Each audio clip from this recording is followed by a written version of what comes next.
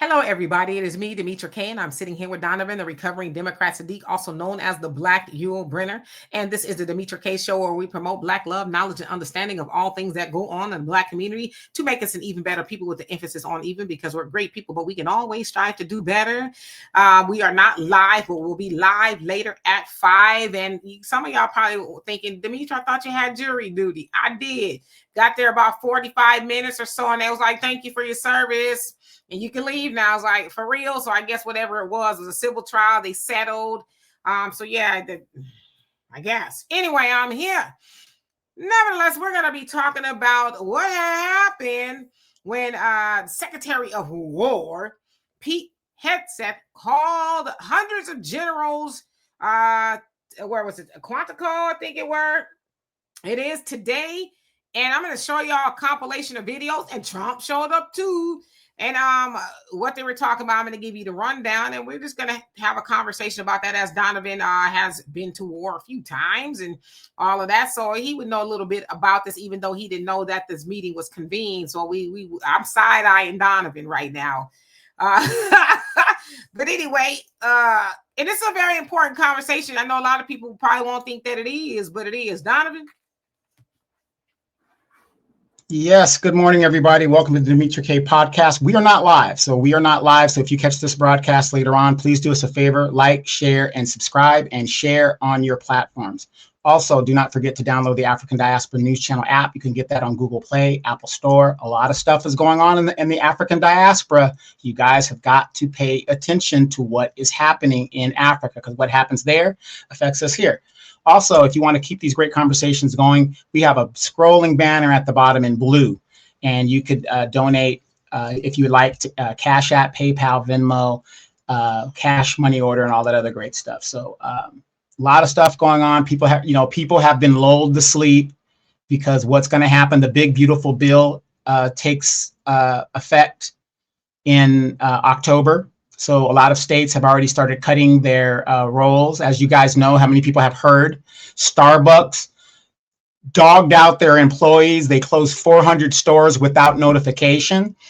And Starbucks is not going to be the only store that's going to be doing things like this. So now you've got all of these employees that had no notice of unemployment that still have bills to pay. Most Americans don't even have $300 in their bank accounts for emergencies or things to get them through to the next month. So it's going to be very interesting as we go into the new fiscal year, Demetra.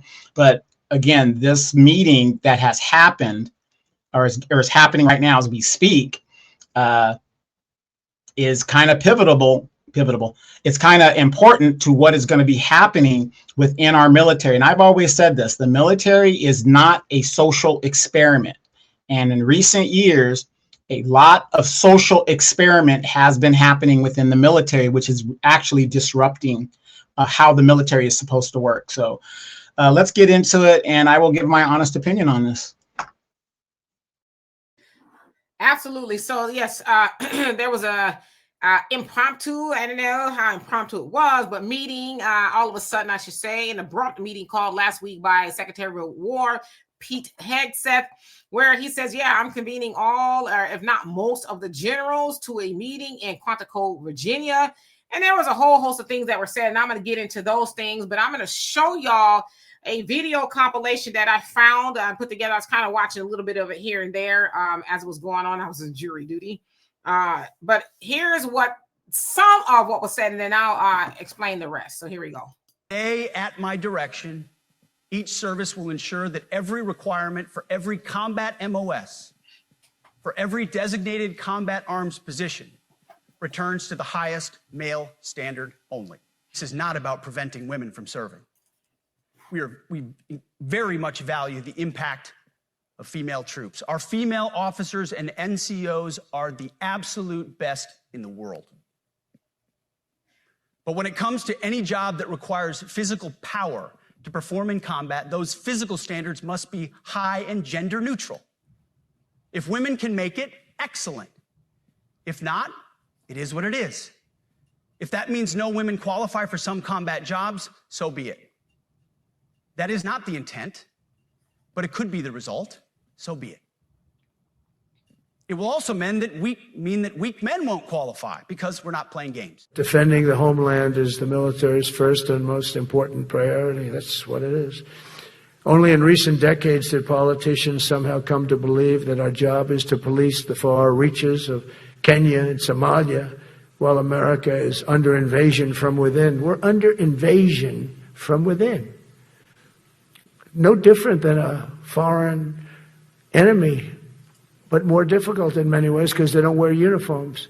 At least when they're wearing a uniform, you can take them out. These people don't have uniforms. But we are under invasion from within. We're stopping it very quickly.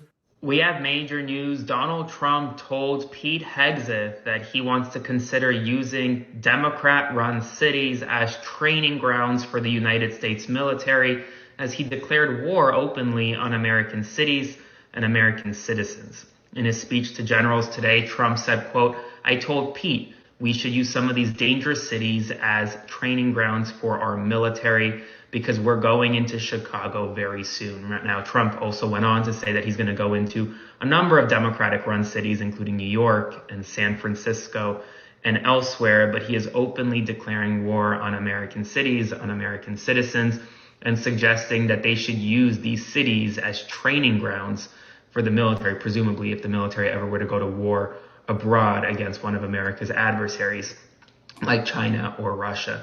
People need to know about this. Spread the word because this is important. Follow along, stay up to date on all the news you need to know about. I'll have much more to come soon. So that's just a snippet. And that was Aaron Parnas. I follow him on all platforms. He's very detailed and he gives the news very good source of information, just putting that out there. But anyway, let me give you our reiteration. So the meeting was convened at Marine Corps Base, Quantico, Virginia. Hundreds of top generals, admirals, and senior enlisted leaders were summoned from around the world on short notice. So that short notice took place last week. Officials reported that the event carried a strong symbolic as well as directive function. Hegseth used the occasion to present sweeping changes and reset the military's internal culture and posture. Now, basically, he denounced what he called the woke department in the military, criticizing diversity programs, identity-based initiatives, and what he can characterize as too much sensitivity and political correctness. He declared that an era of overly sensitive, don't hurt anyone's feelings leadership must end. Now, he also said a central pillar of his reform was instituting what he called the highest male standard for combat roles and physical fitness benchmarks. He warned that if fewer women qualify under stricter standards, that would not be his primary intent, but so be it if it happens under the new regime. All generals and admirals would be required to pass 2 physical fitness tests per year. Now, Hegseth strongly implied or directly threatened further firings and replacement of senior officers who resisted his agenda. He criticized existing standards of conduct, hazing, investigation, and inspector general processes, suggesting they need reformation. He also singled out obesity and lack of fitness among senior officers, stating it was completely unacceptable to see fat generals and admirals. Rebranding department name change. Hegseth presented the meeting under the banner of renamed department or War Department, rather, asserting that the Department of Defense era is over. That said, the change has not yet been formalized via Congress, so it still has to go through some steps.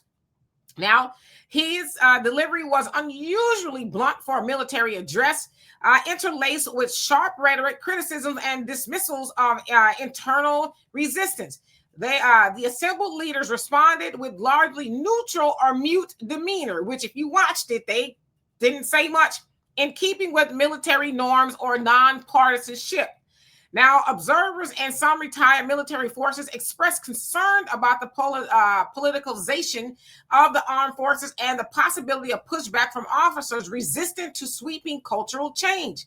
Analysts flagged the concentration of senior leadership in one place as a security risk, especially amid politically instability and budget uncertainties. Many question the feasibility, legal boundaries, and moral implications of enforcing such drastic changes fast. Now let's bring in Trump. Trump's address lasted approximately 1 hour and 10 minutes. I'd be like, are you kidding me? Anyway, he began with a wry comment. If you don't like what I'm saying, you can leave the room, adding that doing so might cost rank and career. That drew nervous laughter. He noted the unusually muted reception, saying he never walked into a room so silent before and asked people to applaud if they wish. Now, Trump framed internal unrest, crime, illegal immigration, radical left activism as a war from within that must be countered with force. He floated using, as Aaron Parnas said, dangerous cities as training grounds for the military. He justified troop deployments to U.S. cities by citing early U.S. presidents who used armed forces to keep domestic order. Now, Trump repeatedly emphasized merit as the base for military advancement, rejecting what he described as politically correct placements or identity-based promotions. He asserted that he had the backs of military officers pledging full support to them. He sharply criticized the Biden administration and the media, as in many of his public speeches, weaving in military remarks with political attacks. Trump bragged about U.S. nuclear deterrence, including referencing moving submarines near Russia as a show of strength. He also brought up typical non-military topics, signing tariffs, stances toward Canada, joking about making it the 51st state, and complaints about not receiving a Nobel Peace Prize. His leave the room comment was seen by many as veiled threat. Dissent could cost one's rank. He also said he would fire officials on the spot if he didn't like them, which undercut traditional notions of military independence. Despite the aggressive language, he tried to portray himself and the military as a unified team, stating, "I am with you," and pledging unyielding support. He also praised the military strength, readiness, and importance. The mood was tense. Many generals and officers remained silent, adhering to norms of nonpartisanship. Some described the event as highly politicized, more spectacle than operational strategy. It triggered concern that the military might be drawn into direct political battles. So that was what, the long and the short of what happened. Again, we heard Pete Hegseth talk about what military personnel need to look like. If you're a woman, you can do it great. If not, blah, blah, blah, blah, blah. They also, I heard that they're getting rid of some sort of procedures to where, and he said it, I heard him say it. So don't be basically, and I'm paraphrasing it, but don't be up in here complaining about this person said this to you and did that, this, that. We're not going to be ruining people's careers and anything about all these complaints. So a lot of people took that as, oh, okay. Because there's a lot of, grape, if you will, in the military. So a lot of people took that as also, we can't complain about that kind of stuff. We just move on type thing. So Donovan, with all that I said, and you're 24 years in the military, you retired now, all that I said, what is your opinion? What stood out to you? And is there any problems here? And should we be concerned about any of this? Okay. There was a lot of stuff there. And, again, it's an emotional type thing where people get their emotions from what they're hearing. If you've never been in the military, then you don't understand the military is not civilian. It's a total different community. The president is the commander in chief. What he says or she says goes. When you take that oath, it is to follow the orders of those appointed above you. Now, that doesn't mean you follow unlawful orders. You are given the right to determine what is lawful and what is unlawful. And you have an obligation as a military member to follow lawful orders as you know them to be. Now, sometimes if you take a stand, you might be charged under Article 15 or under Article 32 investigation. Article 32 is like an indictment. You go through an investigation, blah, blah, and then you're charged with Article 15, which is the court martial, for those of you guys who don't understand what that is, where they're going to kick you out of the military, right? But if that is your stance and you are proven right, kudos to you. You've just changed a lot of way things are going to be happening in the military jurisdiction of law. because at the end of the day, at the end of World War II, when all the Nazi atrocities were that came out and all this other stuff, what was their defense? I was just following orders. Every military, and that wasn't acceptable according to the World Court, according to the Nuremberg Court. Just following orders. No, you have a duty to not follow unlawful orders. Yes, you will be called to the carpet for your stance, but if you're right, you're right. A good example of that is A Few Good Men. If you guys seen the movie A Few Good Men, that's kind of an example of standing up to authority and being proven right that a crime did happen, in the aspects of whatever that was. So, unfortunately, our laws and this is, I've noticed, Demetra, that this has been a problem recently as people are looking at the laws that are on the books and they haven't been updated. The laws are not keeping up with where we're at today. And in the military, when I was in, that was a problem as well.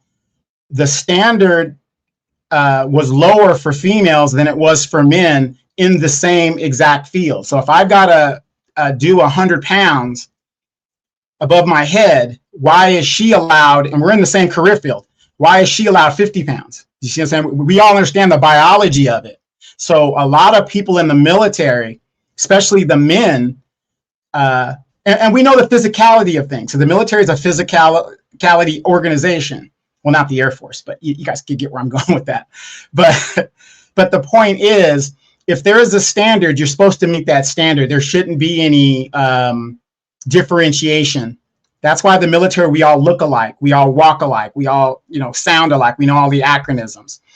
So if women are gonna compete in certain things, I agree with that, and I used to say that all the time because I used to have a lot of problems with a lot of women who wanted to be in certain fields that couldn't meet the standard. Even the women's standard they couldn't meet.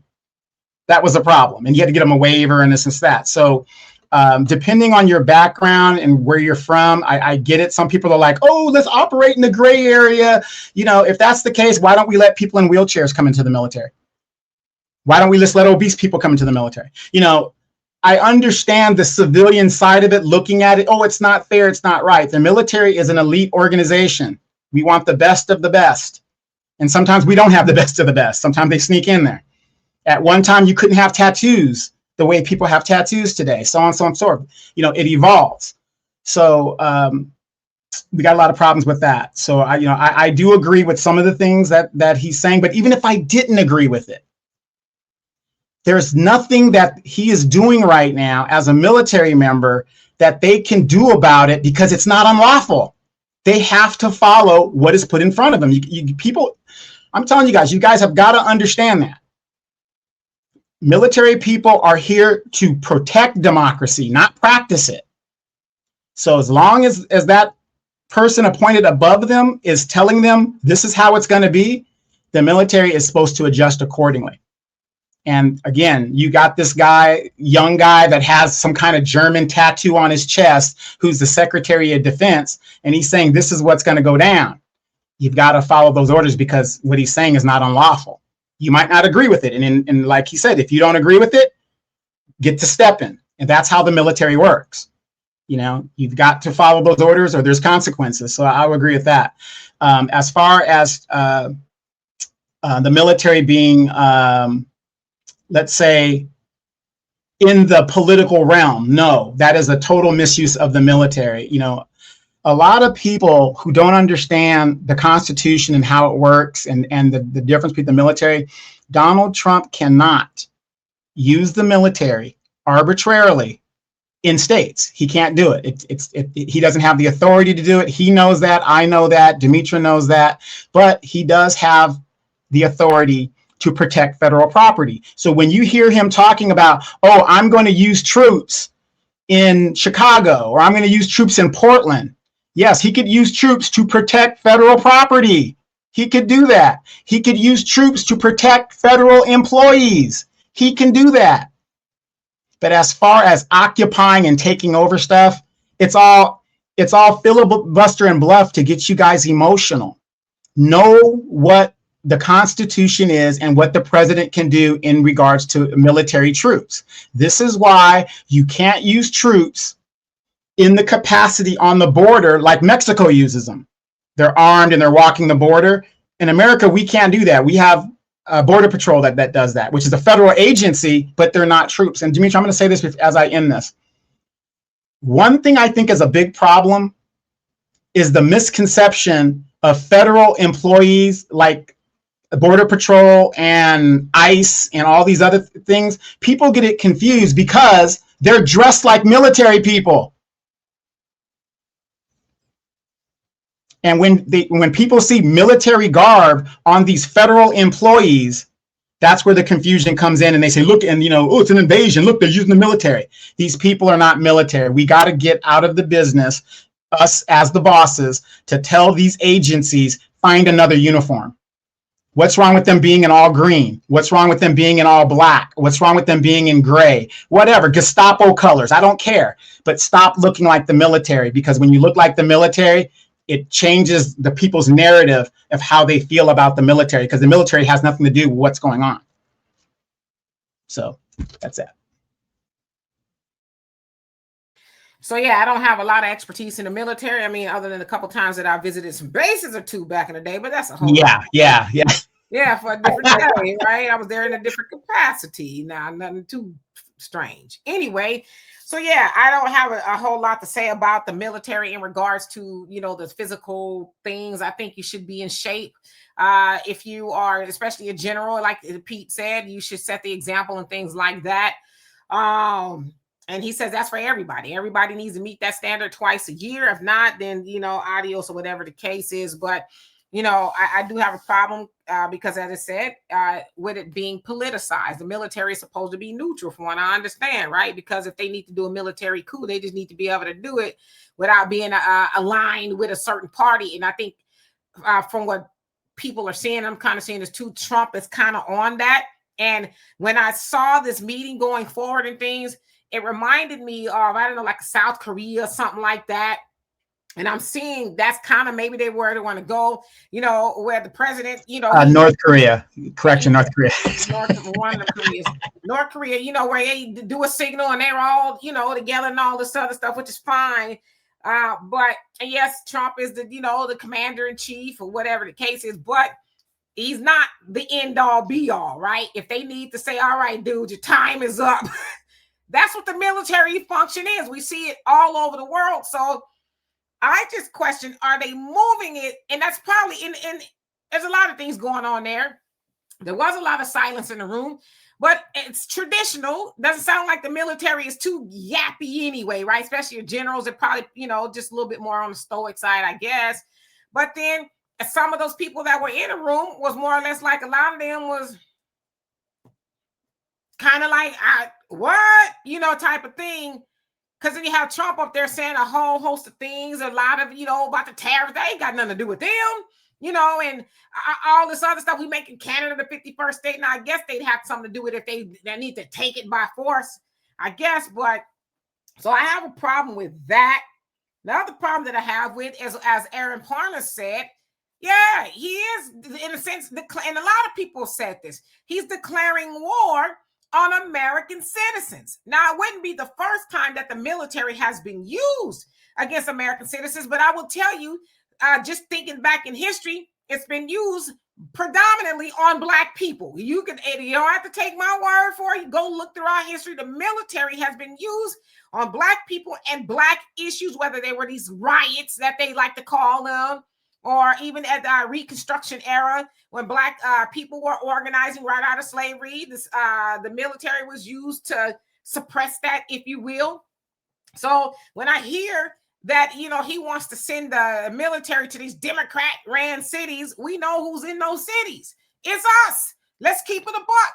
Because if he is truly wanting to get law and order here in America, well, then, yeah, you need to send them to the red states, because many of the red states are at the top of the list in regards to crime and being out of control and all this other stuff.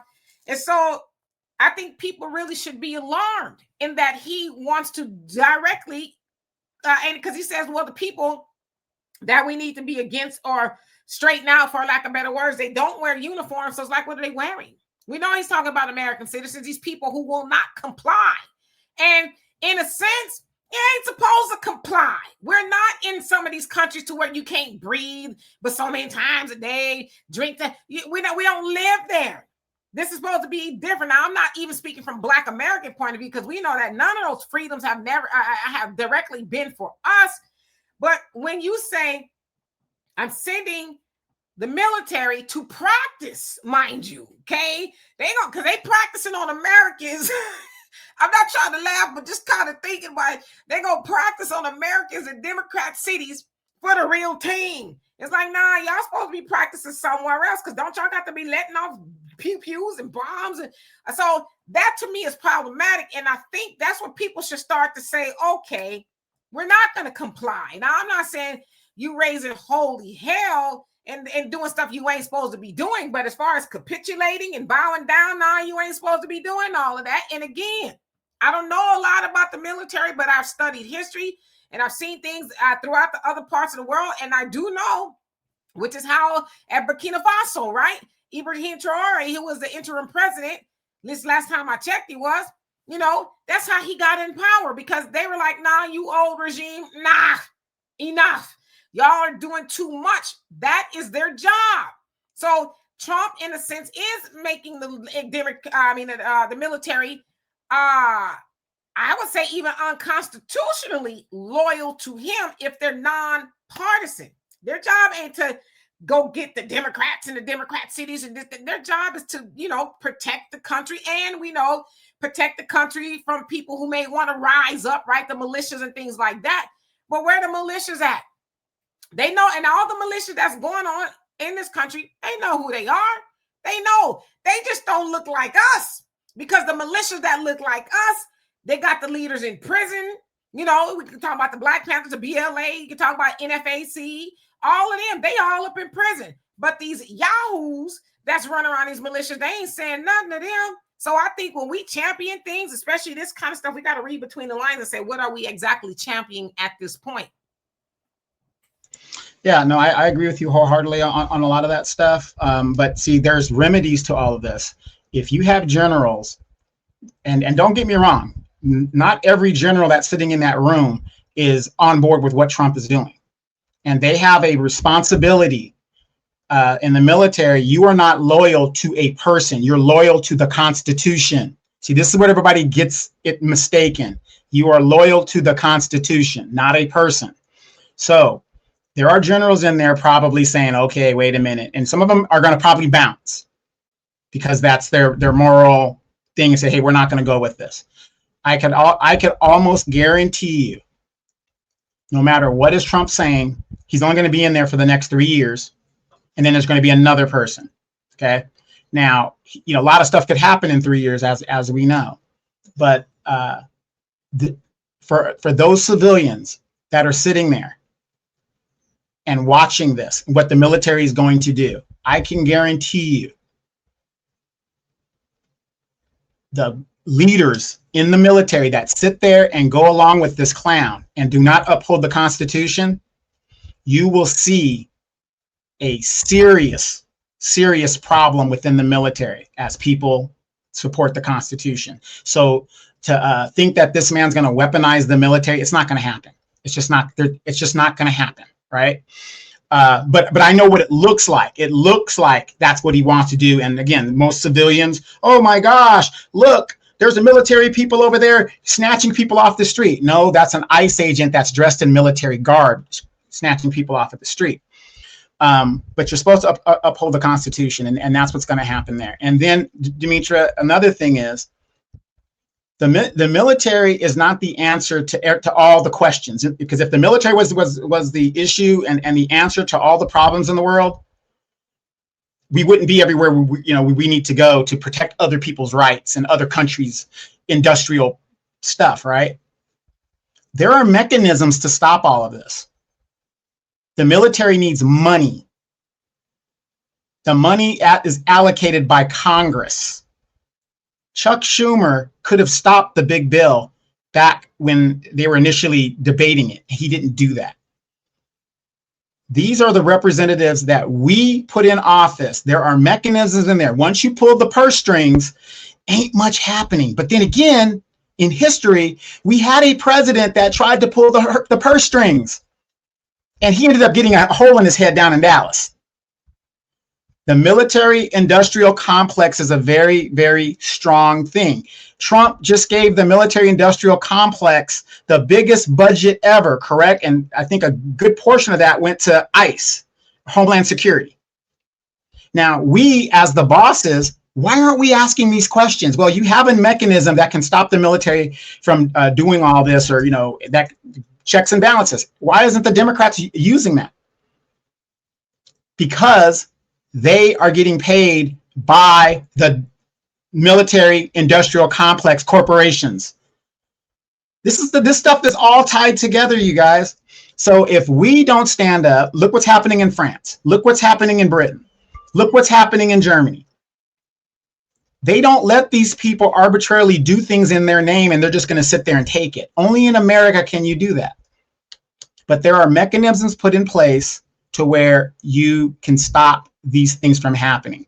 There is enough Democrats in Congress, there is enough Democrats in the House or in the Senate that can stop all of this. And if they don't use those, even the Republicans of consciousness, you mean to tell me all of these Republicans are radical right? Maybe they are, I don't know. But if they are, and you're afraid of a government takeover, then we need to readdress our Constitution, I think, right? So yeah, just kind of hearing the whole Democrat thing, I think there's something they probably could do, but we know that they're kind of lame, and not lame like dude, but lame that their hands are really tied because they don't really have any ownership in Congress. Now, I guess it would take some Republicans to say, yeah, I agree with you, Democrats. This is not the way you want to go for whatever it is, especially with this, funding the government. But it shouldn't be up to the Democrats. And what I'm going to say is kind of a twofold. Shouldn't be up to the Democrats because it shouldn't be a thing to where they have to rally against foolishness. Keep it a buck. A lot of stuff Trump is doing is foolishness. They shouldn't have to do that. This whole little military thing. I'm sure a lot of people are afraid. They shouldn't be afraid or whatever the case is, because it is what it is at this point, but eventually, I think it'll be up to the people, whether you go to the polls in 2026 and you say, okay, we've had enough, whatever that looks like, you get some Republicans in there that's not going to acquiesce to the foolishness of Trump and the other Republicans, or you get some Democrats in there who's really going to be for the people like they claim they are, and they really not. But I don't think it should really have to even come to all of that. Now, the Republicans that are in there, there's a lot of them probably like, I don't like none of this, but I'm going to be retaliated against. Trump and his homies, they going to do this, that, and the other. And so I just go along to get along. But see, what happens when you go along to get along, eventually you'll have to answer for that. You may not answer for it now, but you will answer for that. And I also heard about Pete Hegseth, and I talked about this yesterday on the show. A lot of people are saying he's very nervous because he feels like, after especially what happened to Charlie Kirk, that he's afraid that something like that might happen to him. They said that he's been pacing a lot and he just kind of real, antsy type of thing. This is what they're saying. How true it is, I don't know. But so he's not about that life. He likes to talk the talk, but doesn't like to walk the walk. Well, it's not even that. It's when you're doing evil, if you know, right? When you're doing evil, that will come back on you. You out there saying all these incendiary things. Listen, this is like I can't remember who I was having the conversation with. It was a couple days ago, but basically, they're trying to force compliance, and a lot of stuff they're trying to force compliance with is you shouldn't have to even comply to in the first place. And so when you say a lot of things that they've been saying, when I say they, the Republicans, Trump and all that, just all the foolishness, they're assuming that everybody's just going to jump on board. Oh, okay, well, if they said this, that, and the other, I'm with it. And you listen. See, this is why I always tell people, shut up sometimes. Just listen. So, especially with all these mass shows that's going on, they keep painting it as, it's the leftists, it's the Democrats. But every time it's come out, it's not that. But they got to continue to paint that. And so the fact that they keep saying it's somebody on the left is actually doing the people on the right or anybody else a disservice, because they're assuming that everybody on the right is on board with all the foolishness that's going out there. And let's keep it a buck. The last two people, the one in North Carolina and the one in Michigan, they were veterans. They were military veterans that did what they did. And they were right-wing despite what they say. So for them to keep on saying, oh, this is the left, it's the Democrats, is you're lying and you're doing a disservice, and you keep you're leaving out the people who may slip through the cracks. Like, I was a Trumper, but I'm not a Trumper no more. I don't like what he's doing. I don't Everybody ain't wrapped too tight. I'm not saying political violence is the way to go. It's not. But for some people, they're like, hey, today gonna be my last day on earth. And guess what? I'm gonna take some people with me, right? Of course, they keep on trying to say, oh, it's an attack on Christians. It's an attack on Christians. But it's like, y'all call yourselves Christians, and look how y'all sit up there and talk. And I don't even like to say Christians don't talk that way, because those Christians do. Those Christians have been talking that way forever. Those Christians are also the Triple K Club. They're Christians. So that is how they talk. So we, as people who aren't religious, or I'm not on the left or the right, for those of us who hear this and say, well, that's not how Christians talk. They do talk like that, especially if they look like them. Christian, they're violent.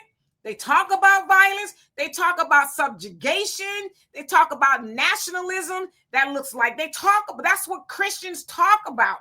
Now, they ain't been talking about it lately because it wasn't fashionable in a sense to talk about it out loud.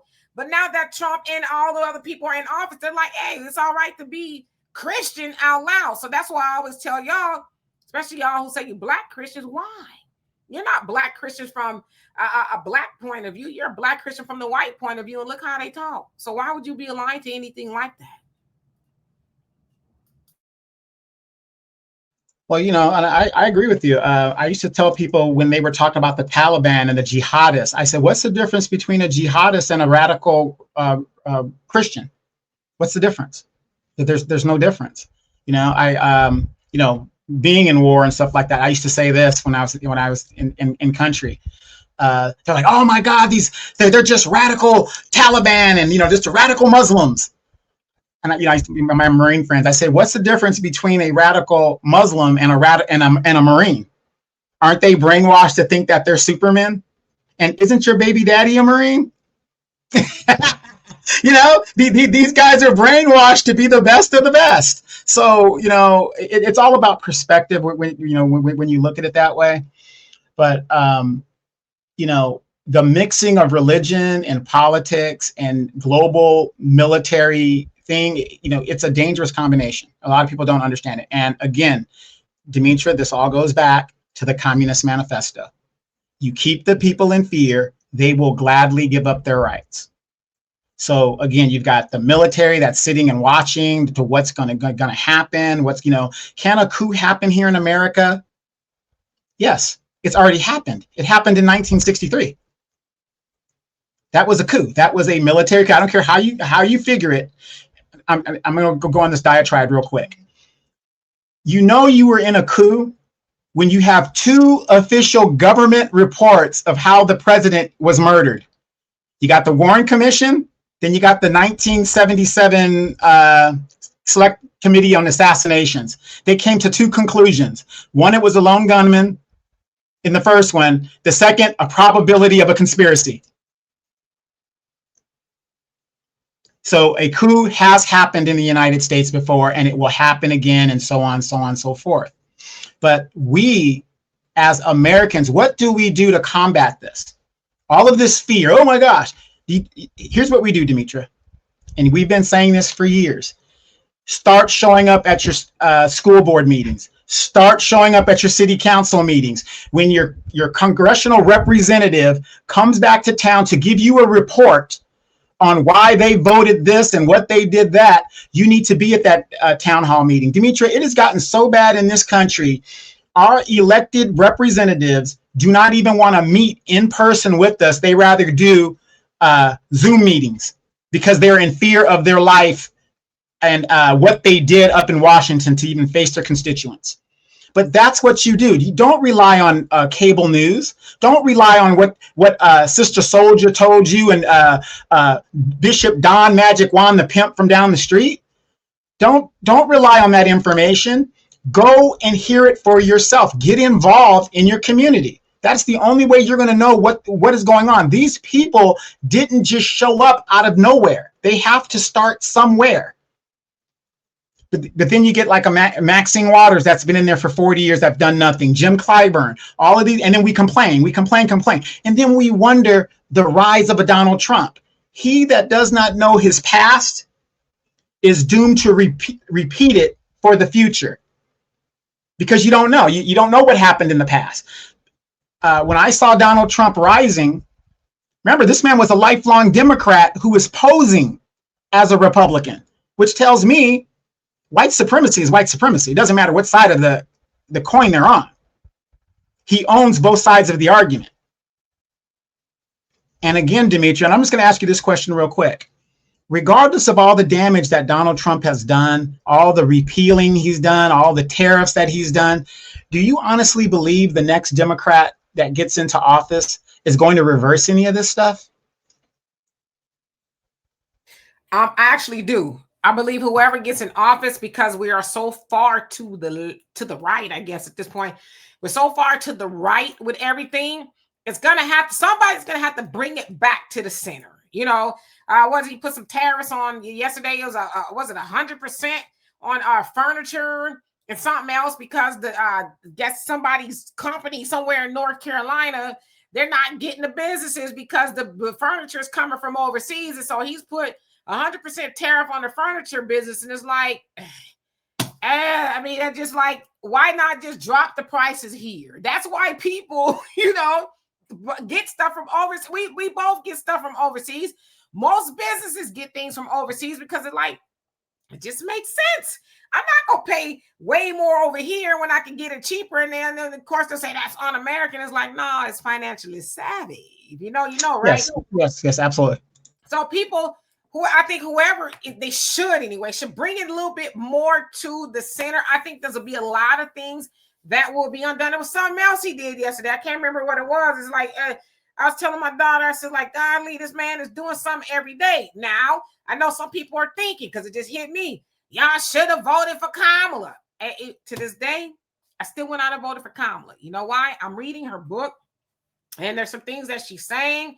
I'm like, okay, she wouldn't have been any better, right? Because she's not in this book. She's kind of like, this is the way I would have kind of done things. And, the certain things she's saying, she wouldn't have been any better. But whoever's going to get in there, I think they're going to bring it to the common sense and get rid of a lot of the foolishness that we see going on. I mean, it's just a lot for everybody. And I think, as I say, and I'm not going to back away from this, I think a Trump presidency is important in this aspect because it woke a lot of people up. And it's not just black people. Hell, we already knew. The stuff we seeing now is like, well, it ain't new to us, right? It's the white folks. It's the Latinos. It's women. It's the marginalized. Everybody who's marginalized who thought, well, they gonna keep kicking the blacks in the back, right? All those other people who've been getting it easy. With the LGBTQ, you women, you Latinos, you white, you whatever, you're learning that it wasn't about party. It wasn't about, as I talk about these teams, it's always been about the oligarchy. It's always been about the machine. It's always been about the bourgeoisie, not your bougie cousin that talking about I'm bougie because she eat at the Red Lobster. I ain't talking about that. I'm talking about the oligarchy, the people you'll never be in the room with, the people who's pulling all the strings, the people who now buying up all the media and saying, well, yeah, we got to tweak the algorithm to do this, that, and the other. We got to brainwash in a sense. Well, that's who I'm talking about. Right? So those people are waking up. We're seeing the white farmers say, oh my God. I did a story, I think it was last week, where the guy was like, Trump, we thought you loved us. He literally said, Trump, we thought you loved us. And it's like, whatever would you think that? Trump ain't never had his orange behind on no farm nowhere, picking out a great cotton, nothing. I guarantee you, if Trump has ever seen a farm, he probably was driving by, flying over. He ain't never went with no suspenders on and with his knapsack. He ain't never been in no farm like that. Matter of fact, the only vegetable he eat is the ketchup on his Big Mac, right? So how did you think Trump loved you? So they're getting a rude awakening and knowing that, oh, Trump don't like nobody who ain't nowhere near his tax bracket. So everybody's getting this awakening. That I love about it, but whoever comes in office is going, I think they got to bring it a little bit back to the middle. Yeah, but what I'm saying is, yeah, they're going to bring it back to the middle as far as internationally, but I'm talking about all these social programs. There has never been a Democrat when a Republican cuts a social program that puts it back into status. They're not going to do that. So all these people that are going to be affected by the cutbacks in Section 8, the HUD housing, and this, that, they're not going to bring that back. Well, yeah, that I agree. And yeah. I would say, and I want to be careful when I say this, because I know sometimes people blanket stuff, but no. So the Section 8 stuff, the food stamps, that stuff, yeah, that needed an overhaul a long time ago, right? As I said, we're not kicking off seniors, the able, people who are down on their luck, like legitimately. But if you able-bodied, your ass got to excuse me, but you got to get up. So that needed to be fixed. Donovan, you and I both know people who have and are working the hell out of the system, right? I know somebody that very near and dear to me, and I've been helping him fight for a very long time, and he's getting somewhere. But his now ex-wife, she's been getting welfare for quite a while. She's got a degree. She's able-bodied. She's a little, she portly, but she can still work, right? Her excuse for not working is I'm a stay-at-home mama with a newborn. Now, last time I checked, the newborn is like 1 to 4, 5 months. This baby 15 months old. Now, mind you, the children, because they have 2 of them, are with him 50% of the time. The oldest one is in school all day. So who in the hell are you staying home with, right? But guess what? She got a stay-at-home fiance, boyfriend, whoever this is, and whenever welfare is called, the father calls welfare and say, hey, because they get him, digging in his pocket. He's like, she could work. Matter of fact, she got the food stamps and she's catering and selling plates online.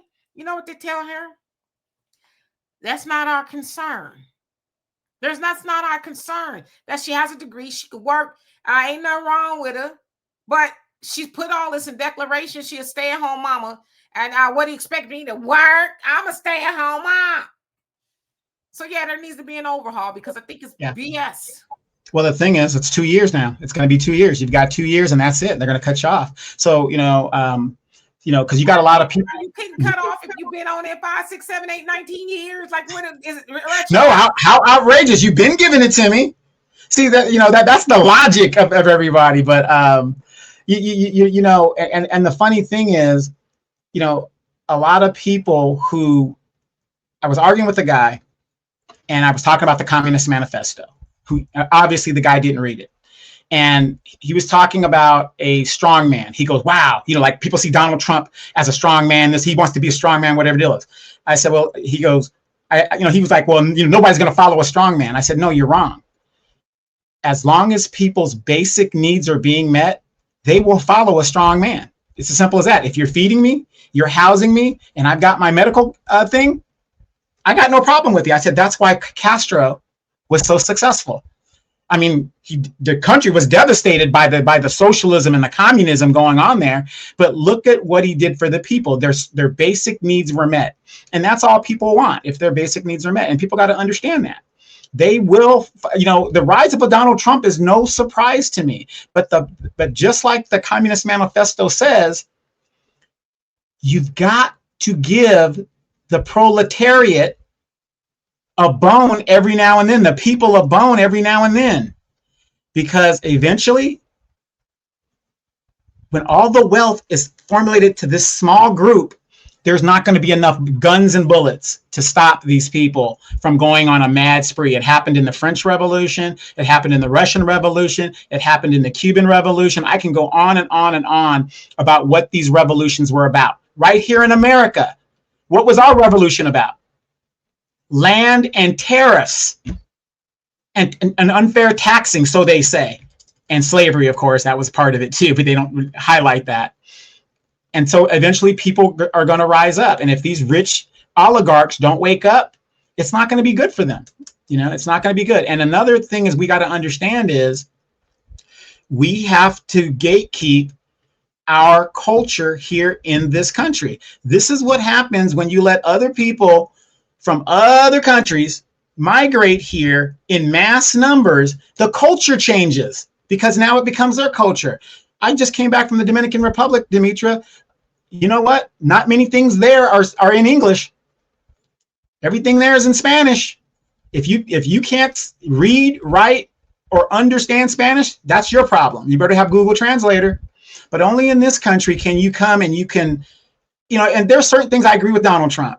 You got to learn English here. We shouldn't have to print and spend thousands of dollars to do extra for people who migrated into a country by choice to cater to them so they understand the language. No, you come here and learn the language. Because the blacks had to do it. The blacks had to start from scratch and take this culture and do all this other stuff. I'm not saying it's right, but when I go to their home countries, nobody's catering to English over there. So, I think, Demetra, at the end of the day, people need to look at their representatives and start asking questions and start holding them accountable. What are you doing? Because I found out that my congressman, he doesn't feel that he's accountable to me. He feels that he's accountable to the Democratic Party and the Democratic leadership. And for those that don't know, a gay Asian man, and I'm saying something incidental about him. That's all I'm saying. He was the first gay Asian congressman, openly congressman in Congress. He voted for the Charlie Kirk resolution. How does that happen, Demetra? How does a gay Asian man vote for the Charlie Kirk resolution and then had the nerve to tell his bosses, well, Leader Jeffries voted for it, so I voted for it too. Leader Jeffries can't put you in that seat. I could put you in that seat. We really got to start participating in government, and one more step better than that, start teaching our kids and our grandkids better than with the way we were taught. Yeah, and the other thing too, the quote, let them eat cake, is often attributed to that of Marie Antoinette, the Queen of France in the 1700s. Although it said somebody else said it, but it was attributed to her. But the basic premise of it was because there was such a social divide where there were the haves and the have-nots. There was no in between. And we're starting to see that a lot now. Although if you know the other part of Marie Antoinette, her head was missing from her body via the guillotine, right? They was sick of her ish. And she was the last queen of France, to say the least. But unfortunately, we're seeing that again in a sense, right? Of course, you've heard a lot of people say there's no kings because I guess Trump is trying to become a king in a sense. Again, I'm not advocating or saying the guillotine should be happening, but I'm saying metaphorically, people will eventually, as they said, there's a saying, pretty soon there'll be nothing left to eat but the rich, right? The rich will be so rich and the poor will be so poor to where all there will be left is the rich. And it's been said, it's been prophesized, Communist Manifesto, and a lot of other people have made this premonition that there, might be a run on the kingdom, if you will. Of course, we've seen that throughout other parts of the world within, last week and the week before. Nepal was one of them where they ran the prime minister out of there naked. They ran him naked out his clothes into the water, right? France is on fire every now and again. And, the Philippines has some gangster stuff going on. So this is not an anomaly anymore. It's going to be a normal thing, because either people are going to do a couple things. They're going to sit and starve, which most people don't, right? You don't just sit and say, I don't have no food, I'm just going to wait and wither and die. People don't do that. They either go take it, or a lot of people say, hey, you thinking what I'm thinking? Yeah, I'm thinking, and it pops off. But like you said, Donovan, here and there, people usually get a bone or two, or here's a stimulus, or because like we thinking these presidents, and when Bush did it was a $300, like, but people was like, okay, right, because $300 was needed, especially. And we had a surplus. Give the people back their money. Yeah, but it's like, come on now, y'all paying for all these wars, y'all funding all these other countries and things, and you giving people funky $300. And even with this last stimulus during the pandemic, or however much it was a $1,400, whatever it was. Those are bones, and they're not the big bones; they're little bones here. But unfortunately, though, that does quell the appetite of the people. They say, "Well, shoo, it's something," but we should be saying, "Up yours with that stimulus check," because there's more to give, right? We've seen, Trump lay out a display of the gold that's going in, the White House. And he says, and these are his words, when other leaders all from the world come over, they freak out with how nice it looks. Freak out is the word he uses. Like, bruh, that's the example of let them eat cake. You ain't even hiding it, right? You all up on social media with all the gold that's gonna go on the walls, and there's somebody who getting they stuff thrown out on the sidewalk, right? That's the September 30th, right? And tomorrow you're gonna see you're gonna see more stuff on sidewalks more than ever getting evicted, right? Because people just ain't got the money. And you talking about the gold you putting in the White House, that's tone deaf. So in a sense, I can understand why Pete Hegseth is like, or Cash Patel is, because it's like, look at the foolishness y'all doing to people and y'all trying to justify it. But are they trying to justify it? Or are they just saying to hell with it? We don't care. We got protection. Like I said, it's easy. This is why I didn't understand like about Kamala. You're the former vice president. You got 6 months of security. You're a millionaire. You can afford your own security. Why do we have to pay for it? You know what I mean? And then, Karen Bass, we're going to pay for her security. You ain't going to do that with my tax dollars. And I got people out here in the streets or whatever. You see what I'm saying? They just go willy-nilly with the people's money, and the people are suffering. Eventually, something is going to pass. And I always say this, and like I said, I agree with you. Donald Trump is a necessity because people need to wake up. Because only God is going to solve these problems, whatever God you believe in, whatever, at the end of the day. But the point is, God bless the child that has his own. You have to go and do what you need to do to protect your family. A lot of people don't know this. It is not the police's job to make sure that you're safe. That is not the police's job. The Supreme Court ruled on that. Because if that was the police's job, they would be liable every time you got hurt. You are responsible for your safety. If the police is on scene at the time, they whatever the deal is, but you're responsible for your safety. And that goes in anything in life. And so now at the level that we're at, where you have people being evicted and thrown out in the street, Section 8, all these things that are happening now, we should have known, or these people should have known, this ain't a lifetime ride. It isn't going to, thing. So now we have to start doing for ourselves. And I call it the great reset for us as Black people, Demetra, because at this point, if we cannot teach the future, our mistakes of the past, we're just going to be chasing our tails. So hopefully we will come out of this as a better people. Is there going to be some suffering? Yeah, there's going to be a lot of suffering. There's going to be a lot. Gentrification takes about 30 years. And it happened already here in LA. It happened in Harlem. And we watched it happen. We literally watched it happen. Black neighborhoods are being disrupted all over the United States with immigration. Those Venezuelans and Hispanics and Latinos didn't go into the white areas. They went into the Black neighborhoods. And so we have to wake up, you guys. Nobody's coming to save us. Nobody. We got to stop with this foolish, I don't need no man, whatever. It sounds like you ladies, a lot of you ladies need a man now. But the point is, we need each other. That's the message we've got to start talking about. We need each other. At the end of the day, we ain't going to make it by ourselves. I mean, prices are going up. As retired as I am, I'm looking at the prices going up to me, and I'm like, oof, I don't know. Yikes. You see what I'm saying? And, and I'm not rich at all. But the point is, people like myself who are, average people, I'm even getting pinched now. It's like, I don't know. We need each other. We've got to stop with the foolishness. We got to stop with the feminism. Ladies, fight for your freedom. Nobody says you to stop fighting for your freedom, but be smart about it. Pick and choose your battles. Men, again, another thing a lot of ladies don't know what's going to happen. Federal dollars going down to the states. A lot of states are doing 50-50 custody now. Financially, ladies are up in arms about it. But see, they're updating the laws to be in the modern world. This ain't the 1950s where the wife stayed at home and then the husband left her and then she's destitute. Women are more in the workforce. So things are changing, and ladies, gentlemen, we have to adjust with those changes. And that's all I'm saying. Adjust with the changes. Stop listening to Gertrude down there telling you something that she doesn't even know what she's talking about. Start participating in your local governments, and you would find this out. Oh my God, what do you mean? I only got 2 years to be on my food stamps. You just heard it. You only got 2 years.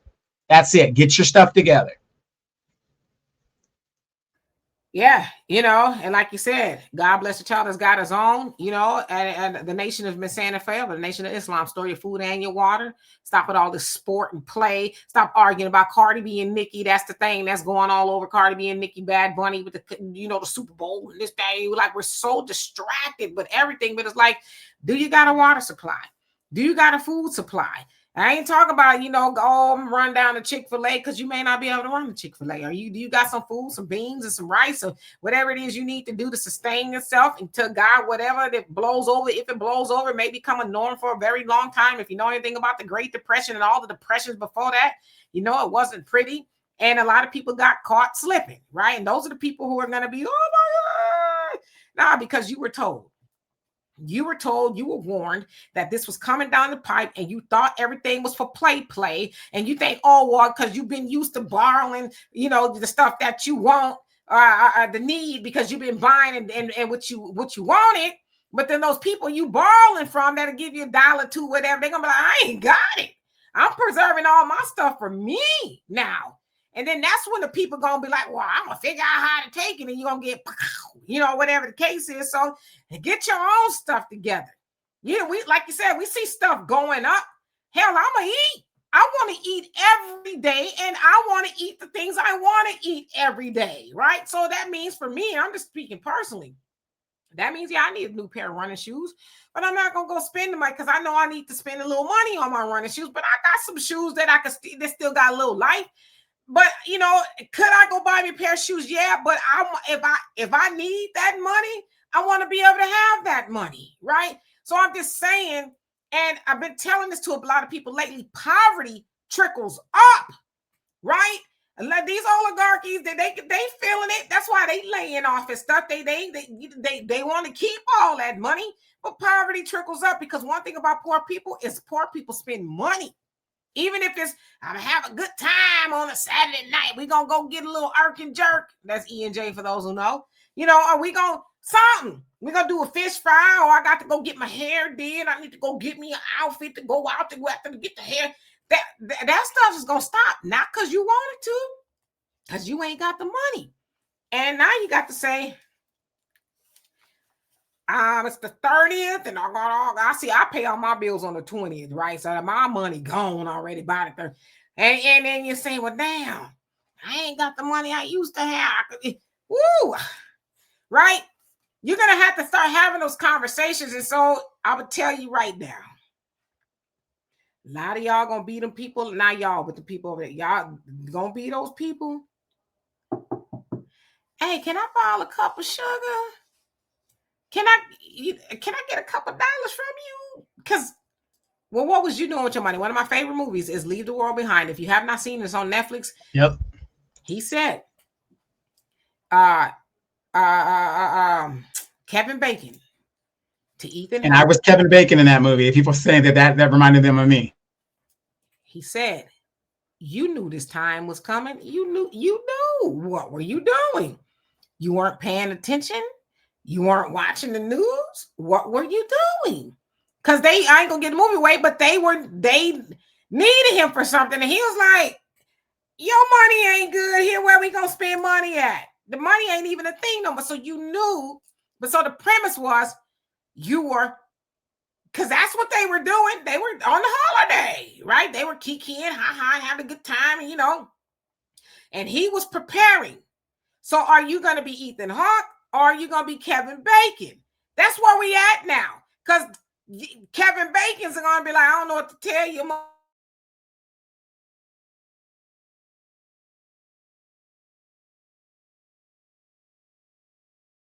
I need my stuff for me. So do not be that. But people, we kind of like that. Unfortunately, there will be people who will be that person. Yeah, and real quick, I know we got to go real quick, but Demetra, I always talk about the Black media. And I was reading my Bible the other day, and it reminded me of the story of Noah. Noah was building his ark, and everybody said, man, you are crazy. What are you doing? Come party with us. We're going down here Saturday night. You need to come with us. And Noah was like, no, the flood is coming. Hey, look, listen to me. You guys start building your ark. Start saving your food and your water and get everything ready. Get ready because it's coming, it's coming, it's coming. John the Baptist, Jesus Christ is coming. Prepare the way, prepare the way. And I look at New Black Media all the time and I'm saying, we're out here. We've been doing this for a minute and New Black Media has been doing it for a minute. And, you know, we talk about like really serious issues where, you know, you got the celebrity stuff that people are really like, you know, and do all that stuff. But like Noah, we're telling people to build their ark, build their ark, build their ark. And I've been building my ark. And so when the flood comes and I close that door, that's it. You know, I'm gonna make sure my family's good, my dog and my cats. I'm gonna have everything that I need, my food in it, and I'm gonna float, even though the world's gonna be destroyed by fire. But you guys can get the analogy of what I'm saying. There has been plenty of signs, the rise of a Donald Trump, the rise of a Kamala Harris, a leader, in my opinion, that has no message. She just wants to be a leader, you know, blah, blah, blah, you know, just nothingness. There's nothing, emptiness. And we're warning you guys, oh my God, they're cutting food stamps. Well, what makes you think you're going to stay on it forever? You know what I mean? You've got to prepare. You've got to prepare. And now nobody cares. You know, now it's survival of the fittest. It is survival of the fittest out here. And we've been warning people. And hopefully, and I'm not discouraged because a lot of people are waking up because of the reality. Why does it take, Demetra, why does it take it to be in their face? Oh my God, Donald Trump is doing this. It's in your face now when this has been going on since Gerald Ford. This has been going on since Richard Nixon in your lifetime. This stuff, there's nothing new under the sun.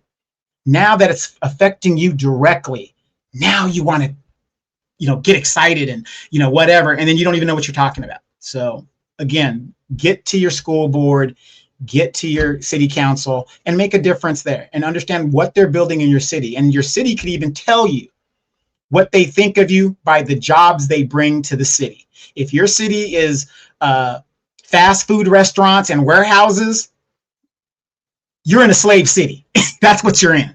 And they're building all these apartments that are slamming people in there at $2,000 for a studio. You are a slave. You are a worker. That's what the city thinks about you. If you don't have Beverly Hills or La Jolla, San Diego, California, I think where you're at, Katy area is a nice area there. If you're not in a Katy area, it tells you a lot.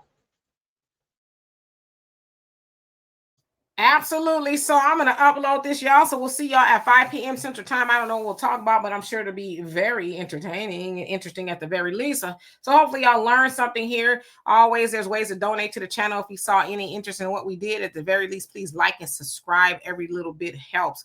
So in the meantime, y'all have a great rest of your afternoon. Peace.